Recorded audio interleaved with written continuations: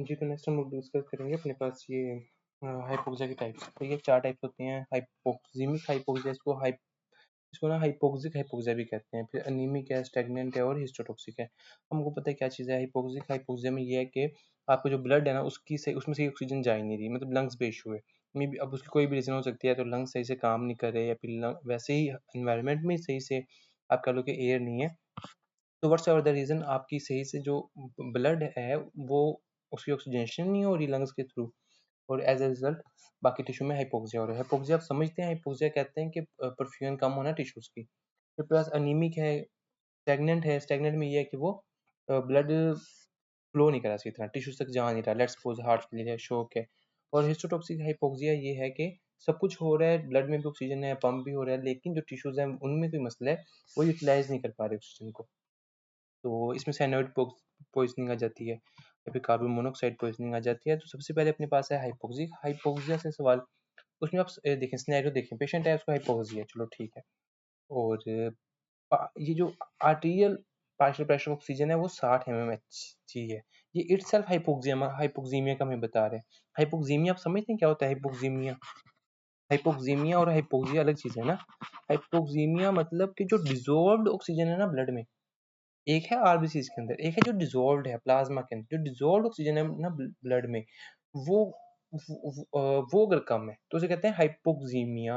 और इसको हम लोग जो एबीजीज करके जो पार्शियल प्रेशर ऑक्सीजन चेक करते हैं, तो इसी से हम हाइपोक्सीमिया का अंदाजा लगा रहे होते हैं। नॉर्मली ये सही होता है, मतलब 100 के करीब का ड्रॉप होता है, जो 90 टू 100 होता है पार्शियल प्रेशर ऑक्सीजन।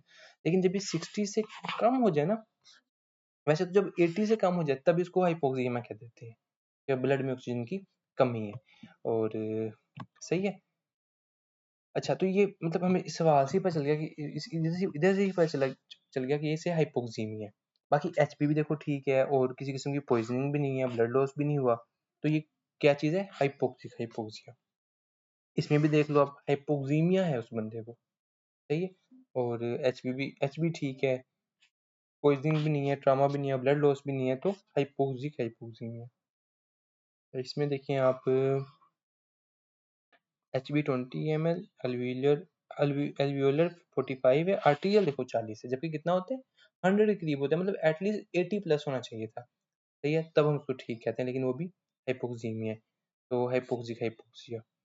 बाकी पेशेंट हैविंग हाइपोक्सिया और एल्वियोलर 45 है, तो इस ये भी एल्वियोलर भी PaO2 किधर है? एल्वियोलर PaO2 है ना, ये भी 100 ही होता है, मतलब 100 एल्वियोलाई में आता है, उतना ही डिफ्यूज हो जाता है ब्लड में, फिर ब्लड का भी 100 होता है, सही है। जिस तरह आप कह लो कि 40 mmHg होता है अपने पास CO2 एल्वियोलर प्रेशर, और 40 ही आर्टीरियल CO2 का प्रेशर होता है, सही है। इस चीज को आगे डिस्कस करेंगे। तो अब इस बात से आपको क्या पता चल रहा है कि एल्वियोलाई में ही कम आ रही है, तो मे भी इस बंदा हाई एल्टीट्यूड पे है, जहाँ बाहरी ही ऑक्सीजन कम है, और उसकी वजह से एल्वियोलाई में भी कम आ रही है।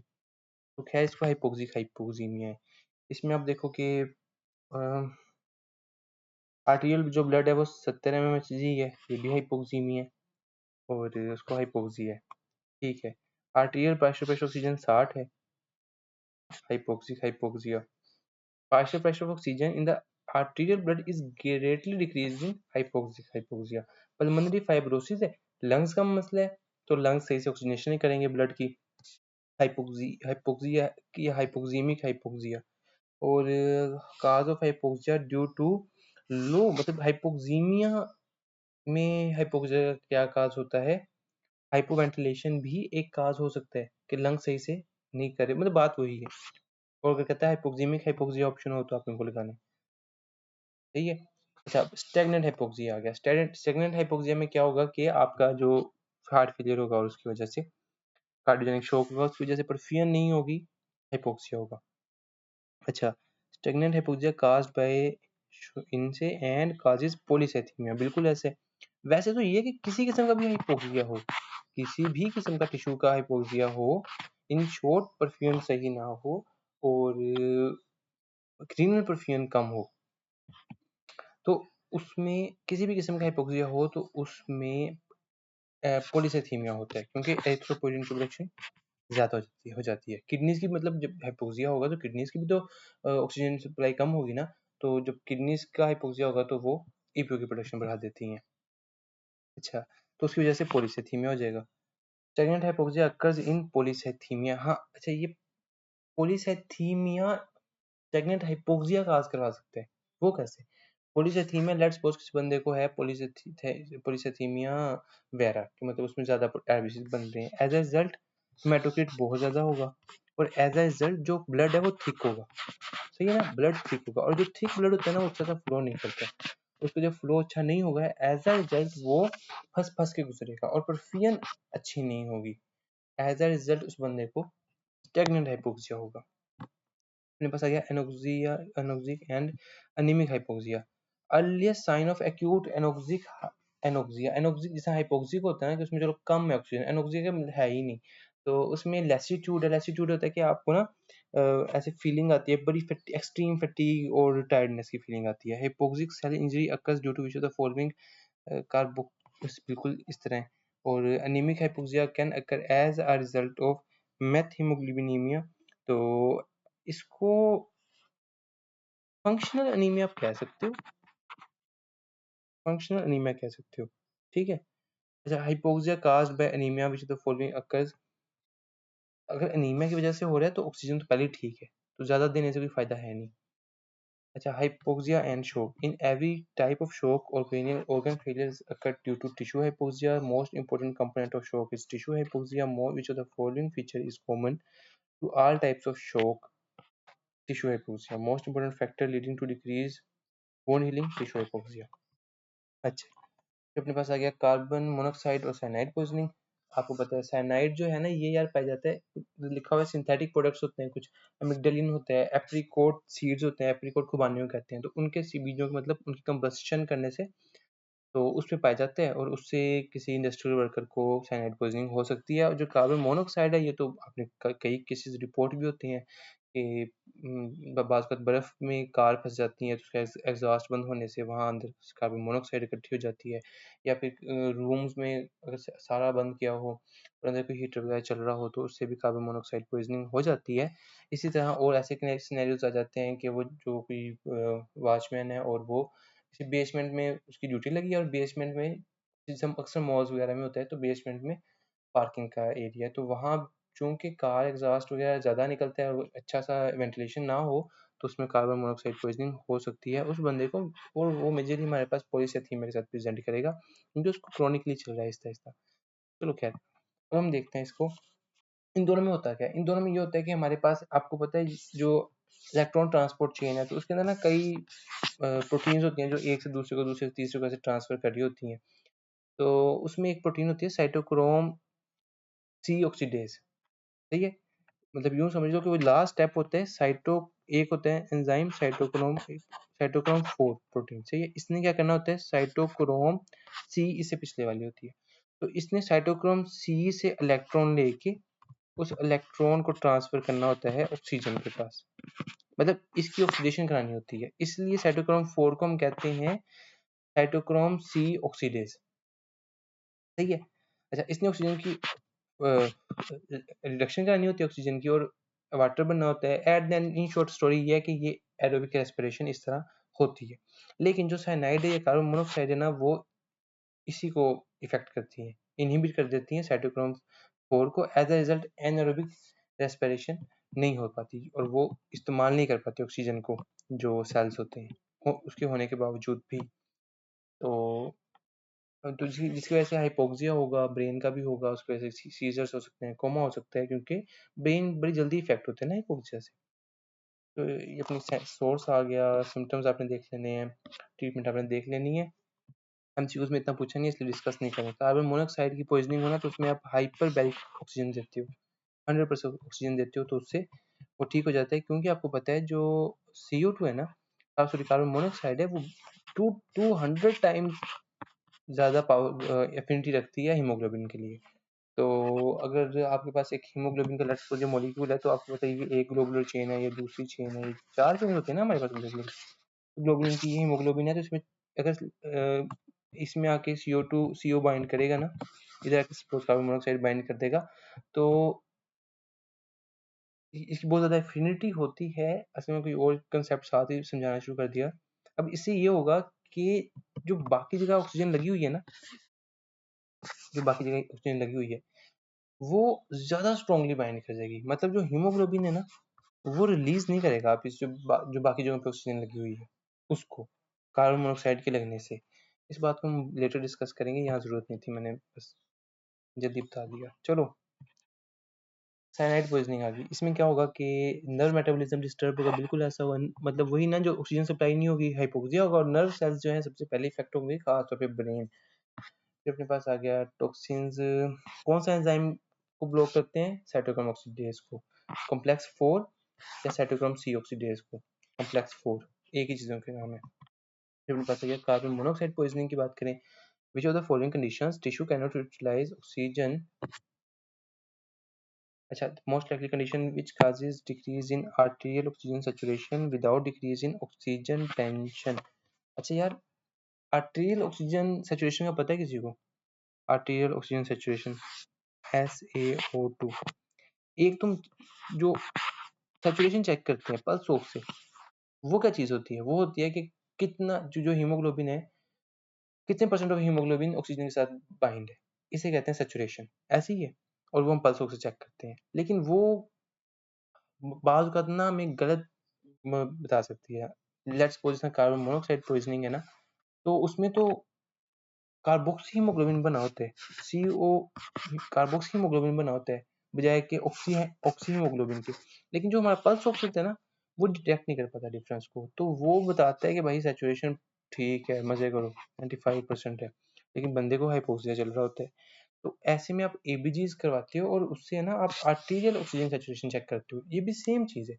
ये हमें हीमोग्लोबिन सैचुरेशन बताती है, लेकिन ये डिफरेंशिएट कर पाती है कि ऑक्सी हीमोग्लोबिन कितना है, कार्बोक्सी हीमोग्लोबिन कितना है, फिर मेथ हीमोग्लोबिन कितना है, वो उसको डिटेक्ट कर पाती है। तो ये हमें बताएगी कि भाईजान जो ऑक्सीजन की सैचुरेशन, ऑक्सीजन मतलब हीमोग्लोबिन की सैचुरेशन है ना, फॉर बाय ऑक्सीजन, वो कम है। तब हमें पता चलेगा कि ये इस तरह मसला चल रहा है। सही है? तो उसने यही बात की है कि एक बंदा है, उसका आप देखोगे जो आर्टीरियल, आपने एबीजीज भेज के जो आर्टीरियल ऑक्सीजन सैचुरेशन चेक की है ना, वो कम आई है, लेकिन उसके ऑक्सीजन टेंशन में कोई कमी नहीं है। अब ऑक्सीजन टेंशन क्या है? ऑक्सीजन टेंशन है ये वाला, partial pressure of oxygen in blood. अच्छा, अब ये किस पे डिपेंड करता है? ये बस यही है कि क्योंकि देखो ना, लंग्स तो सही काम करें, लंग्स तो सही काम करें, तो जो यहाँ लेट्स सपोज ये एक एल्विलाई है, इसको आप अभी लंग्स ना समझो, और ये ब्लड है।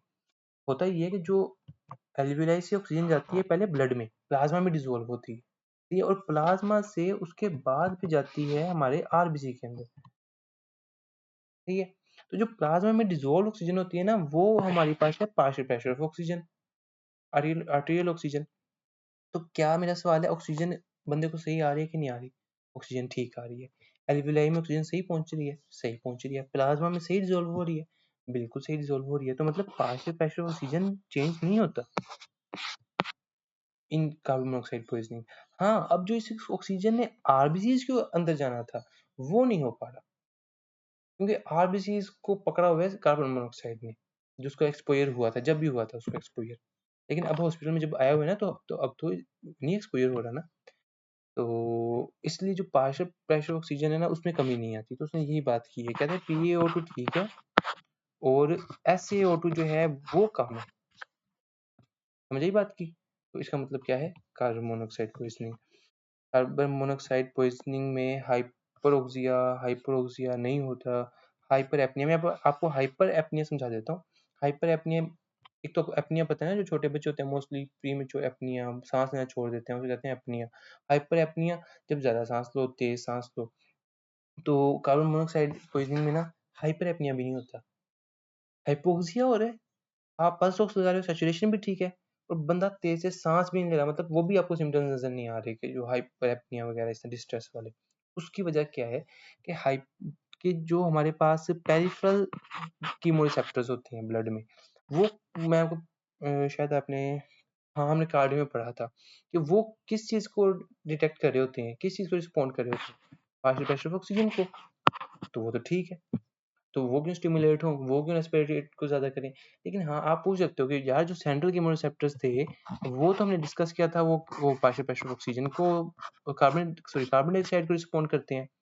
तो यार समहाउ कार्बन मोनोऑक्साइड में ये भी ठीक ही रहता है, एटलीस्ट इनिशियल स्टेज में, ना ये भी ठीक रहता है, तो वो भी स्टिमुलेट नहीं होते। इस वजह से उस बंदे को हाइपर एपनिया नहीं होता। ये बात होगी। इसको थोड़ा-सा मतलब देख हाइपरोक्सिया का मतलब देख लें क्या है। हाइपरोक्सिया ये है कि आपके ब्लड में ना वही ज़्यादा पार्शियल प्रेशर ऑक्सीजन है, ये कुछ ज़्यादा। तो वो कह रहा है कि हाइपोक्सिया नहीं हुआ, कार्बन मोनोऑक्साइड पॉइज़निंग है, तो उसकी रीज़न क्या है?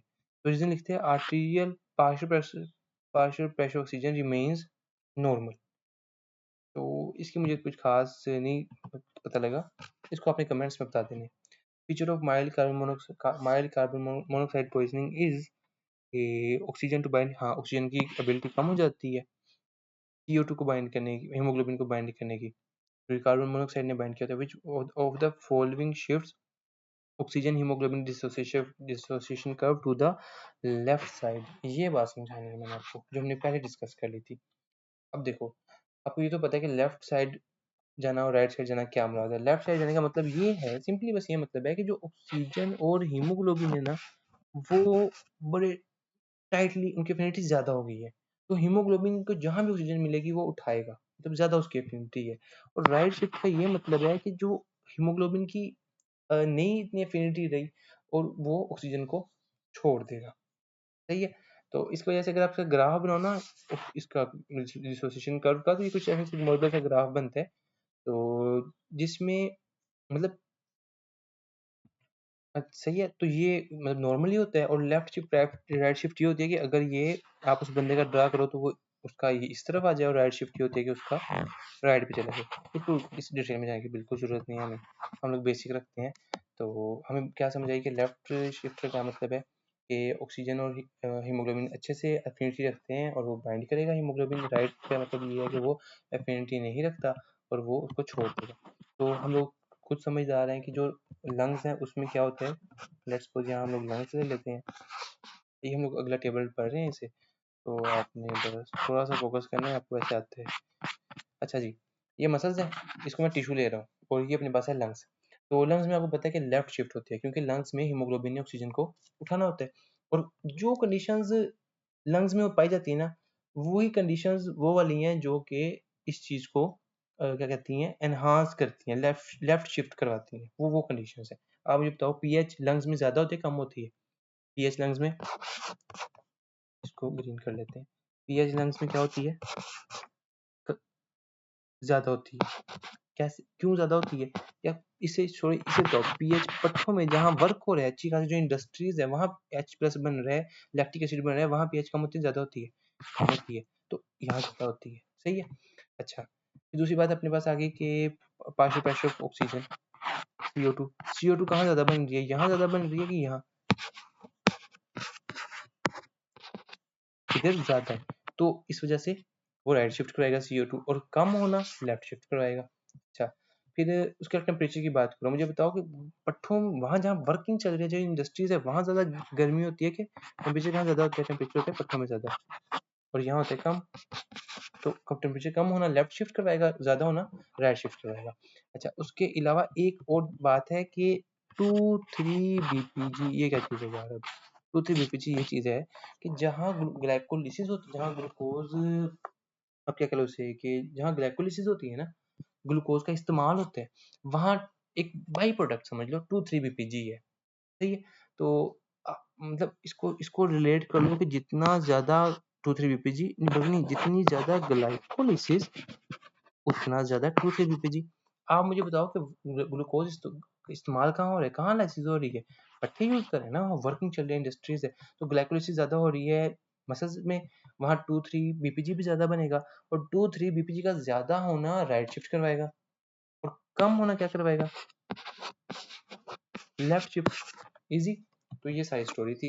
ये टेबल हमने डिस्कस कर लिया, और उम्मीद है कि आपको याद रहेगा। इसमें जो ज़्यादा चीज़ आपको तंग कर सकती थी वो ये कर सकती थी 2,3-BPG, और हमने डिस्कस कर लिया कि ये क्या होती है। अच्छा, साथ में हीमोग्लोबिन एफ, जो फीटल हीमोग्लोबिन होते हैं ना, इसके पास ज़्यादा एफिनिटी होती है फॉर क्या कहते हैं, फॉर ऑक्सीजन। तो इसमें वैसे ही ये लेफ्ट शिफ्ट मतलब रहती है थोड़ी। और दूसरी बात ये है कि जो इसकी रीज़न क्या है कि क्यों इसमें ज़्यादा एफिनिटी होती है, उसकी रीज़न इन्होंने बताई है कि ये 2,3 बीपीजी को रिस्पॉन्ड नहीं करता, मतलब उसके साथ इसका ताल्लुक नहीं है। मसल्स में 2-3 बीपीजी जो ज़्यादा होते हैं ना, वो इस पे इफ़ेक्ट नहीं कर पाता। तो इसकी एफिनिटी वहाँ जाके भी ज़्यादा ही रहती है। तो वो इस वजह से लेफ्ट शिफ्ट आ रही है। और याद रखने का छोटा-सा तरीका ये है कि लाइक फ़ीटस है, अब फ़ीटस को क्या ही पता कि कहीं ग्लूकोज़ इस्तेमाल हो रही है, कोई बंदा भूखा है, उसे ज़रूरत है, उसे क्या ही पता, वो तो अपने मज़े में, वो तो अपनी चीज़ नहीं देता किसी को, जो बिल्कुल छोटा बच्चा हो। हाँ, थोड़ा-सा समझदार बच्चा हो तो वो फिर भी एहसास कर लेता है। तो जस्ट टू रिमेंबर एक वैसी बात है, वरना इतनी ज़रूरत नहीं थी। अच्छा, वैसे ये एमसीक्यू आगे पूछता है कि फीटल हीमोग्लोबिन में क्यों ऐसा होता है? एक बात ये, और एक बात जो हमने छोड़ दी है वो ये कि कार्बन मोनोक्साइड पॉइज़निंग में अब आप मुझे बताएँ कि लेफ्ट साइड शिफ्ट कैसे हो सकती है? क्या वजह? मैं आपको कह रहा हूँ कि CO2 कार्बन मोनोक्साइड बाइंड कर रही है हीमोग्लोबिन के, ठीक है? ऑक्सीजन को नहीं बाइंड करी, ऑक्सीजन को जगह नहीं मिल रही। तो ऐसे में हम कह रहे हैं कि भाईजान लेफ्ट शिफ्ट हो रही है। लेफ्ट शिफ्ट का मतलब तो ये था कि हीमोग्लोबिन और ऑक्सीजन की एफिनिटी ज़्यादा हो जाए। तो जी हाँ, मैं आपको ये बात थोड़ी सी देर पहले बता चुका हूँ, तो आप लोग खुद ही समझ गए होंगे कि मैंने कहा कि हीमोग्लोबिन में जो होती है, लोकेशंस होती हैं बाइंडिंग, उसमें अगर एक जगह पे कार्बन मोनोऑक्साइड आके बाइंड कर जाए, तो जो बाकी जगहों पे लगी ऑक्सीजन होती है, वो बहुत ही टाइटली बाइंड हो जाती है हीमोग्लोबिन के साथ, ठीक है? वो बहुत ही टाइटली बाइंडिंग हो जाती है और वो फिर हीमोग्लोबिन उनको रिलीज़ नहीं करता। तो हीमोग्लोबिन में के साथ कार्बन मोनोऑक्साइड भी अटैच है, ऑक्सीजन भी अटैच है, लेकिन हीमोग्लोबिन रिलीज़ नहीं कर रहा उसको। टिश्यूज़ में जा रहा है, वहाँ भी रिलीज़ नहीं कर रहा। टिश्यूज़ का हाइपोक्सिया हो रहा है, ये रिलीज़ नहीं कर रहा, ठीक है? तो वो ये चीज़ है। लेफ्ट शिफ्ट तो ये अपने 2 एमसीक्यूज़ हो गए। ये ऑक्सीजन डिफ्यूज़ बाय ये, और लेफ्ट शिफ्ट एक्सट्रीम, बल्कि इसको ना एक्सट्रीम लेफ्ट शिफ्ट कहेंगे। ये आगे एमसीक्यूज़ आएँगे कि एक्सट्रीम लेफ्ट शिफ्ट कौन करवाता है? तो वो कार्बन मोनोऑक्साइड पॉइज़निंग है कि वो लाइक बहुत ही ज़्यादा टाइटली उसकी बाइंड करवा देता है। ये सारी बातें हमने डिस्कस कर ली, हम लोग एमसीक्यूज़ की तरफ चलते हैं। तो ये यार शिफ्टेड टू राइट एसिडोसिस। अच्छा, शिफ्ट राइट हाइपरथायरॉयडिज्म ये कैसे कराता है? हाइपोथायरॉयडिज्म कैसे राइट पे शिफ्ट कराता है? यार हाइपोथायरॉयडिज्म क्या करवाएगा? आपको पता है ज़्यादा बेसल मेटाबॉलिक रेट ज़्यादा करवा देते हैं। बेसल मेटाबॉलिक रेट ज़्यादा मतलब ज़्यादा एक्टिविटी मतलब ज़्यादा ग्लाइकोलाइसिस मतलब ज़्यादा 2,3 बीपीजी, और ज़्यादा 2,3 बीपीजी मतलब राइट शिफ्ट, सही है? अच्छा, the factor promoting delivery of high altitude पे क्या होगा? टू द टिश्यूज राइट, ये सही है ना? समझ जाएंगे आप। Right shift decrease pH. यार इनको मैं कहता हूँ डिस्कस नहीं करते हैं, ये सारी बातें यहाँ कोई भी ऐसी नहीं है। एक बार देख लूँ कोई चीज़ है जो तंग तो नहीं करती कि हम, अदरवाइज नहीं, कोई भी ऐसा पॉइंट नहीं है जो खास तंग करे। ये वाली बात आपको बस समझने वाली थी, आपने समझ ली है कि फीटल हीमोग्लोबिन में क्या फ़र्क आता है कि वो 2-3 बीपीजी को उसकी एफिनिटी कम होती है, तो वो बाइंड नहीं करता 2-3 बीपीजी को, और उसको बाइंड नहीं करता तो वो ऑक्सीजन को नहीं छोड़ता। अब मुकम्मल स्टोरी ऊपर लिखी हुई है, वहाँ से आप पढ़ सकते हो। अच्छा, बाकी उसने वैसे ही समझाया हुआ है। अब चलते हैं अपने पास लेफ्ट शिफ्ट के लिए कुछ सवाल हैं। उसमें extreme left shift carbon monoxide poisoning करवाता है। अच्छा, फिर हम लोग यहाँ चलें इधर। यार इधर आके किसी आप लोग बुक चूज़ करें और हाइलाइटर हैं तो काइंडली उठा लें। इसमें यह है कि अपने पास ये तो सिंपल है, carbon monoxide left, hypothermia left, increase pH left. और यहाँ से थोड़ा सा समझने वाली बातें हैं, थोड़ा सा तंग होंगे, बस है इतना सा टॉपिक, लेकिन ये तंग करते हैं। देखो, कहता है कि right shift oxygen dissociation curve most likely value of P50 would be. P50 क्या होता है? P50 ये होता है यार वो वैल्यू जिस पे 50% सेचुरेशन हो। देखो जो PaO2 है ना, पार्शियल ऑक्सीजन, ये डिसाइड करता है कि कितनी सेचुरेशन होगी, SpO2 कितना होगा। मैंने आपको समझाया था ना पहले कि पहले जो लंग्स में से वो डिसॉल्व होता है कहाँ? क्या वो सीधा आरबीसीज में डिसॉल्व होता है ऑक्सीजन? नहीं, पहले कहाँ जाती है? प्लाज्मा में। प्लाज्मा से डिसॉल्व होती है आरबीसीज में, ऐसे ही है। तो जो जो ये है ना अपने पास सैचुरेशन ऑफ हीमोग्लोबिन्स, वो डायरेक्टली डिपेंड करती है ब्लड में डिसॉल्व्ड ऑक्सीजन पे, सही है? तो नॉर्मली कितनी होती है? ये होती है 100 mmHg, ये सिर्फ सुननी है बातें, आपने याद नहीं करना कुछ भी। तो MMHG होती है, उस पे सैचुरेशन कितनी आती है, आप कह लो 95 आती है या फिर 100 ही आती है ऑलमोस्ट, सही है। अच्छा, इसको आप कर दो 80, 80 mmHg पे कितनी सैचुरेशन आएगी, 80 पे आ जाएगी तकरीबन, आप कह लो 94 आ जाएगी, सही है। अच्छा, 60 पे कितनी आ जाएगी, 60 पे 90 आ जाएगी। अच्छा, 40 पे कितनी आ जाएगी, 40 पे आ जाएगी 75% सैचुरेशन आ जाएगी। असल में 40 60 के नीचे जैसे जाता है ना, तो बड़े ड्रास्टिकली स्टीप में डिक्रीज होना शुरू हो जाते हैं। तो मतलब हमें एक बात ये समझ आई कि जो सैचुरेशन है ना हीमोग्लोबिन की, वो इस पे डिपेंड करती है। असल बात समझाने का मेरा यही था, सिर्फ मकसद यही था। तो ये तो हमें समझ आ गया। अब वो कहता है कि इसका मतलब है कि जो ये कितनी है 100 mmHg, 100 mmHg पे कितनी सैचुरेशन है, 100, मतलब 100% हीमोग्लोबिन सैचुरेटेड है। सवाल मेरा ये है कि वो कितनी इसकी कह लो कितना प्रेशर होगा जिस पे 50% सैचुरेशन होगी, सही है। वो प्रेशर, आर्टीरियल प्रेशर ऑक्सीजन जिस पे 50% सैचुरेशन हो, उसको कहते हैं P50। यहाँ तक समझ आ गया।